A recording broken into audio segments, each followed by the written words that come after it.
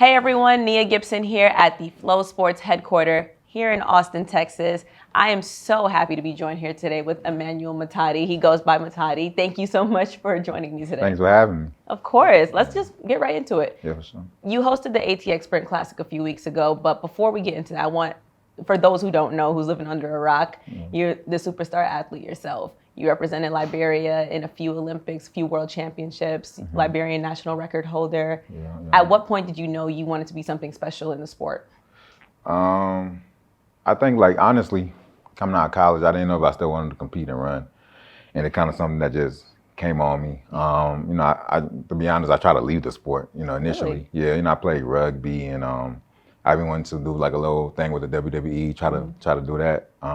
But I just gravitated back to me, and once I started kind of getting the hang of it, maybe like London 2017 Worlds, I was like, okay, I can actually make this a thing, So obviously you're an athlete outside of track, but what really drew you back in where you're like, you know what, this is a sport I need to focus on? I think Liberia did, because in a sense I wanted to give back to my home country, my community, and I seen it as an avenue to really put a spotlight on the country and really be able to be a symbol, I guess you can say, of like hope and of something for like grassroots levels for the kids to look like, like, hey, I can do that too. So that's kind of what kept me motivated the whole time competing. I love that. Yeah. How would you say that you kind of stamped your legacy in Liberia, maybe even just helped give it some more visibility in America? Right. I mean, obviously, the running portion and, just being on the world stage, but also I think being able to also play a little bit in the background. For example, getting people like Joe Fambale, Ebony Morrison, Thelma Davies that just broke out national record with 10:91, right? These are like Liberian, athletes, and a lot of times some of us grow up in the States and like, oh, I'm going to represent U.S. Yeah. But I think just being that person, like, hey, come over to this side and really, own your home country and represent us. I think that was my biggest part in all this, I think. I'm curious to know your opinion on certain stuff. It feels like there's been an explosion of just African sprinters. Normally when you think about Africa, you're thinking about 1,500 and up. Yeah. What do you have to say about what's going on right now in track? Man, I'm a big African fan. Obviously, I'm an African guy.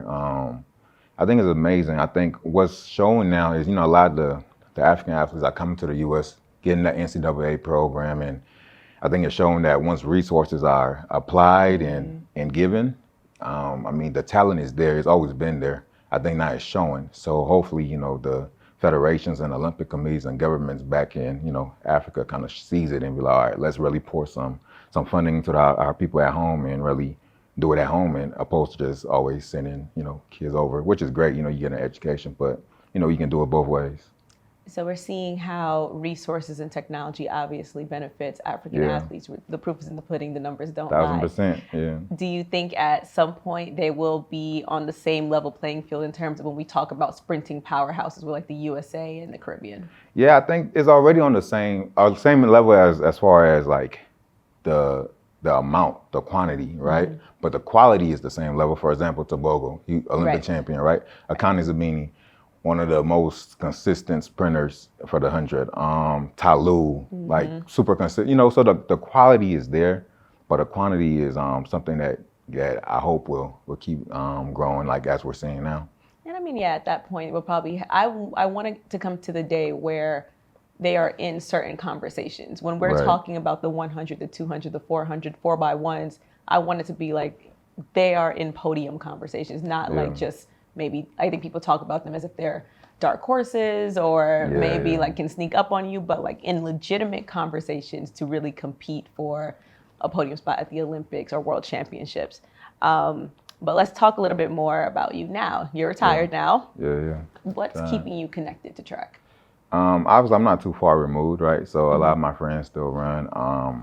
But again, of course, a lot of the athletes in Liberia, I still want to make it a thing that it's ongoing and the support is there, and you feeling that, all right, Matadi doesn't just say, all right, adios. But again, I'm like working alongside our federation, our Olympic committee, and continuing to grow the sport, in the country as well. So I think that's really the main connection when it comes to track. Yeah. Has there been flaws in maybe the committee that you try to like, or maybe holes in like the system that you've tried to fill or try to improve?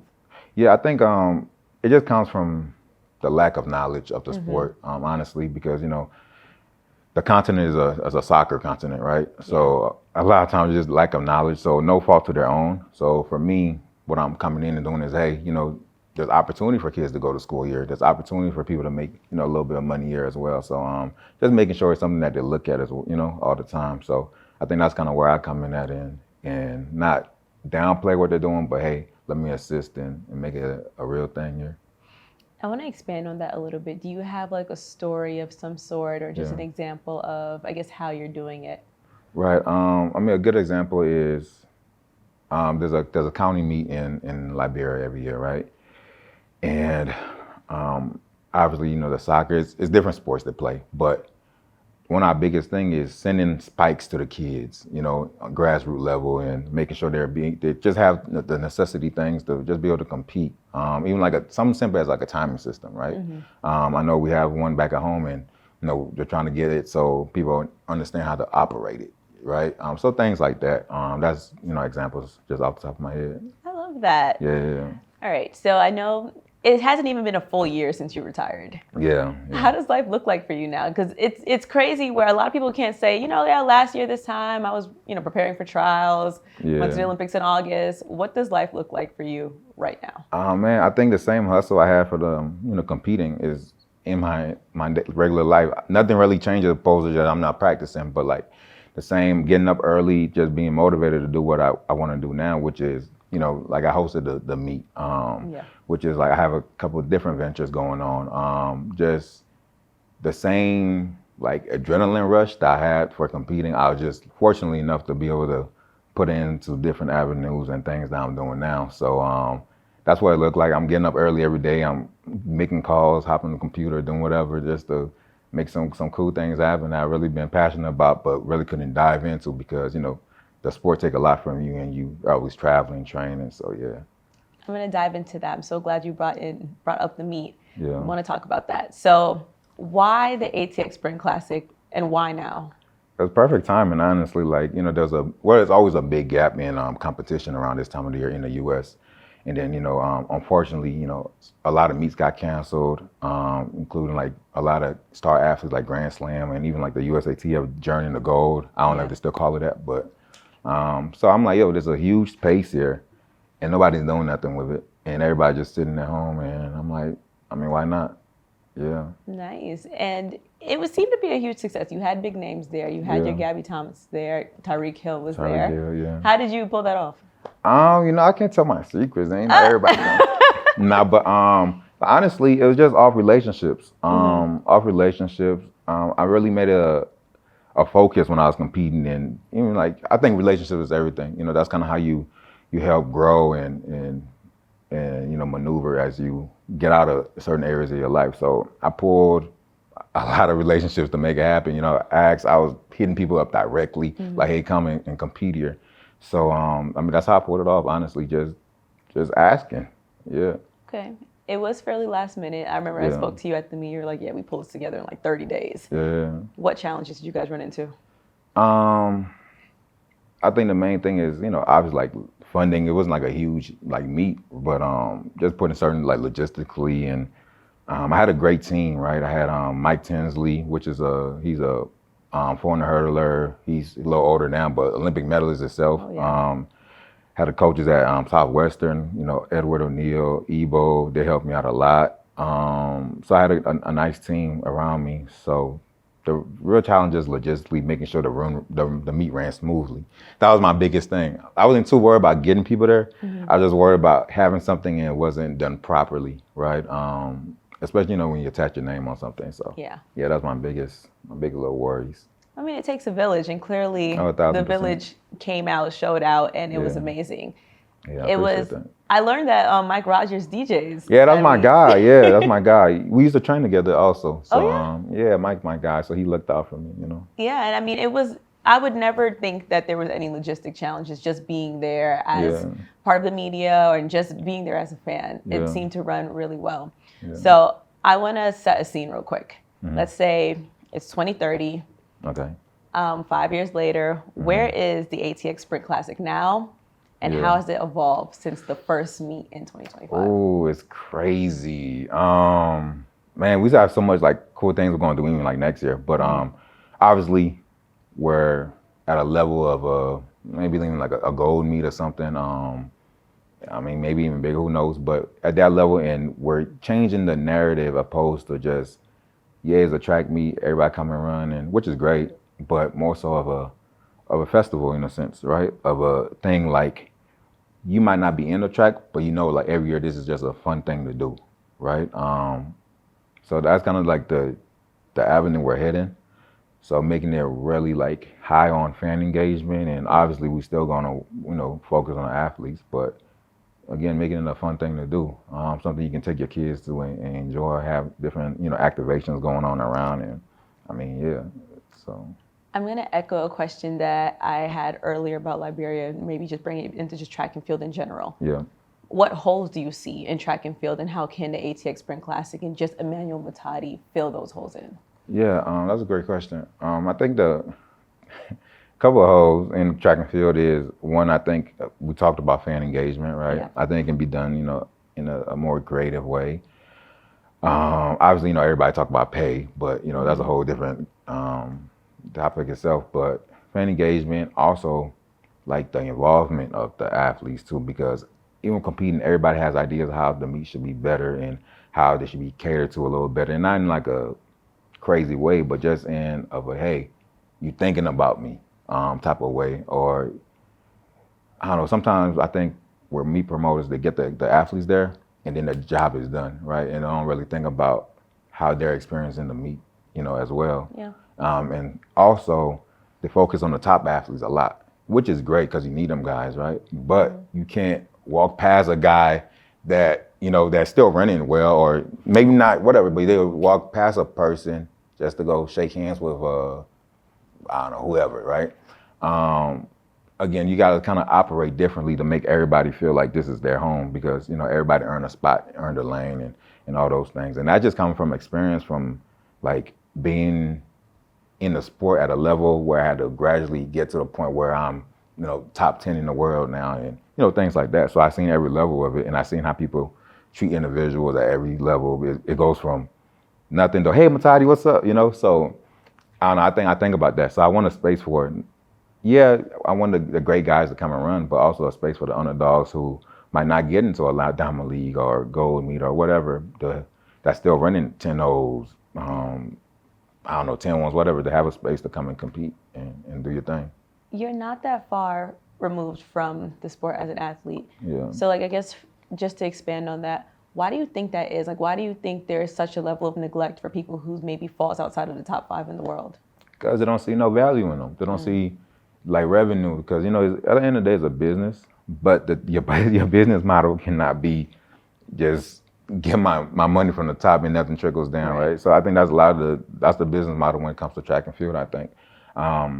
I just don't think they see value in them guys, but realistically, you can't run a meet with just 2 of the top guys or 1 of the top, like a real meet. You need all 8-9 lanes filled, right? So you kind of got to treat everybody accordingly. I think that's all it is, just not respecting the value of the individuals. You have like such a broad scope on the sport, so definitely want to talk to you about expanding the audience and kind of just making it not as niche.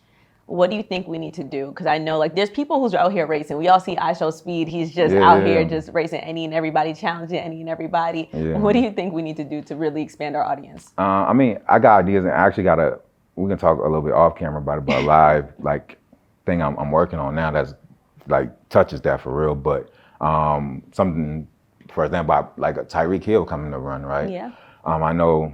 I mentioned now, but I know like next year, I want to do a thing where I can get some of the social media guys come in and do like a relay, like a 4x1 type of thing, So, something cool like that. And I mean, it's gonna happen because like conversations already being had. So I mean, stuff like that, just to bring in a different audience that not necessarily want to see a Emmanuel Matadi run, but they will want to see a Tyreek Hill come in and see what he can do. And sometimes they're not even worried about the time. I think we'd be so focused on, this person only ran this, that. I shouldn't say nobody cares about it, but the general population, all they see is a race, right? For example, I show speed and no allows, right? All they seen was, oh, he's close to you. He going to beat you, right? So you kind of, even though when it comes to the sport, we understand like that doesn't, we understand the logistics of the sport. But to them, they're just looking like, oh, that could be Olympic champ too. So we kind of got to use things like that in our favor, and just make it more, entertaining and bringing guys. A prime example is Jake Paul and all them what to do with boxing, right? I'm a big boxing fan as well, and the sport wasn't as like thrilling anymore as back in the day with the heavy hitters. So what they're doing, they brought the creators in and they jazzed it up a little bit. Even like a guy like Floyd Mayweather came in and started boxing guys he had no business boxing, right? Because he understood like it makes money, one, it brings in viewers, and it's entertaining. Because nobody cares that you're boxing like somebody who hasn't been fighting as long as you.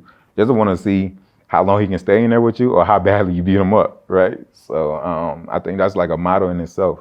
So I don't know, it's interesting. I love that. Because I think a lot of the time people are so fixated on times that we forget that track is fun. Track is really, really fun. Racing, I used to race my friends down the block. Like track is so fun if we like just for a second stop taking ourselves so seriously. Exactly. And I think the sooner we can realize that and put that out into like maybe just public media, then the better. I have an idea. So, shameless plug for FloTrack. I think, yes, we do the 4x1 with the social media guys. Try to get like, I'm going to like shoot for the stars like Kai Cenat and them. Put them all in a 4x1 and try to race. And I think you should coach that 4x1 and let us document it. Oh, no, that'd be cool. Hey, that's a great idea. That's a great idea, actually. I like that. Let us document. Like day one of training, we're going to compare it to day before the meet, see how we do with like some baton passes. Because we all know USA and the baton passes is just been bad luck. So I want to see how it would be to train people who have basically no track background. Make something shake. No, shit. I mean, I like the idea. I mean, we can make it happen. I think that'd be a great grand finale. Yeah, that's not hard. That would be a great grand finale for ATX Sprint 2026. That's not hard ass. We can do that. All right. Yeah, I remember I said that. Remember she said it. All right, and lastly, before I let you go, how proud are you right now, just of yourself? You pulled this off. It pulled a great crowd. People are watching, a ton of viewership.